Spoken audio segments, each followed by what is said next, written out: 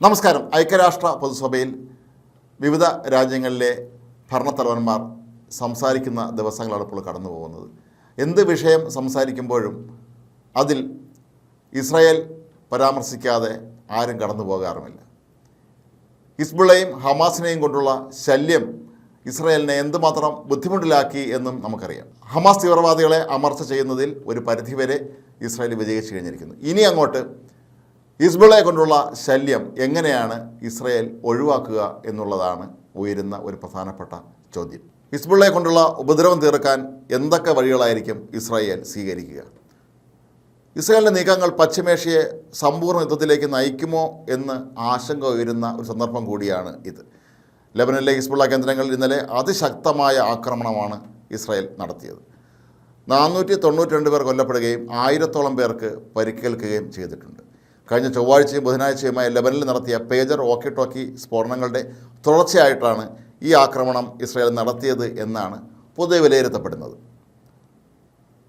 ഹിസ്ബുള്ളയുടെ പ്രവർത്തനം ഇല്ലാതാക്കാൻ എന്ത് നടപടി സ്വീകരിക്കുമെന്നാണ് ഇസ്രായേൽ പ്രതിരോധ മന്ത്രി യോവ് ഗാലന്റ് വ്യക്തമാക്കിയിരിക്കുന്നത്.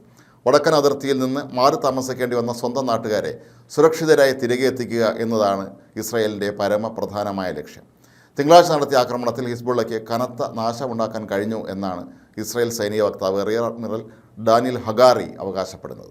എന്നാൽ ഹിസ്ബുള്ളയ്ക്കെതിരായ പോരാട്ടം എന്ന് അവസാനിപ്പിക്കുമെന്ന് പറയാൻ ഹഗാറി വിസമ്മതിച്ചു. വേണ്ടി വന്നാൽ ലെബനുമായി നേരിട്ടൊരു കരയുദ്ധത്തിന് തന്നെ ഇസ്രായേൽ തയ്യാറാകുമെന്ന സൂചനയും ഹഗാറി നൽകിയിരിക്കുകയാണ്.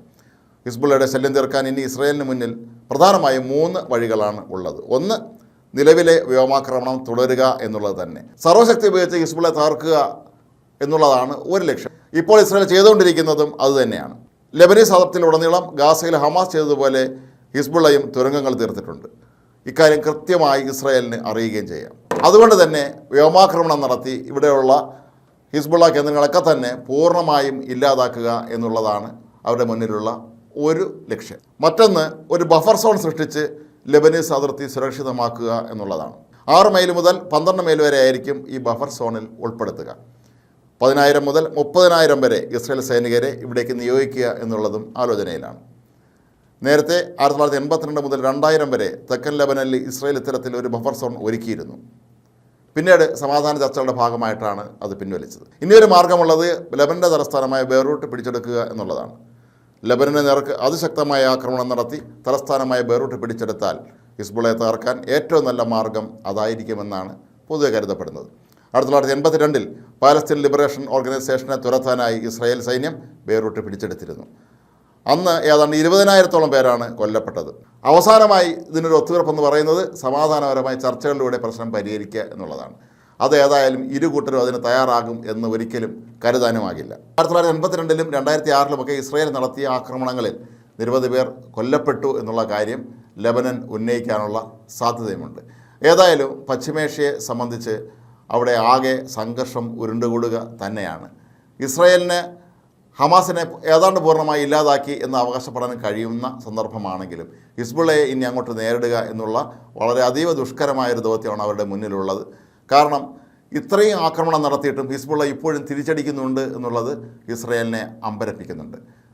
ഹമാസിനെ അപേക്ഷിച്ച് കുറച്ചുകൂടി സംഘടിതമായി തീവ്രവാദ പ്രവർത്തനം നടത്തുന്ന സംഘടനയാണ് ഹിസ്ബുള്ള എന്നുള്ളതും അവർക്ക് ഇറാൻ്റെ എല്ലാവിധ സഹായങ്ങളും ലഭിക്കുന്നുണ്ട് എന്നുള്ളതും ഇസ്രായേലിനെ അമ്പരപ്പിക്കുന്ന കാര്യമാണ്. ഹമാസിന് ഇല്ലാത്ത സായുധ സംവിധാനങ്ങളൊക്കെ തന്നെ ഹിസ്ബുള്ളയുടെ കൈവശമുണ്ട് എന്നുള്ളതും ഒരു പ്രധാനപ്പെട്ട കാര്യമാണ്.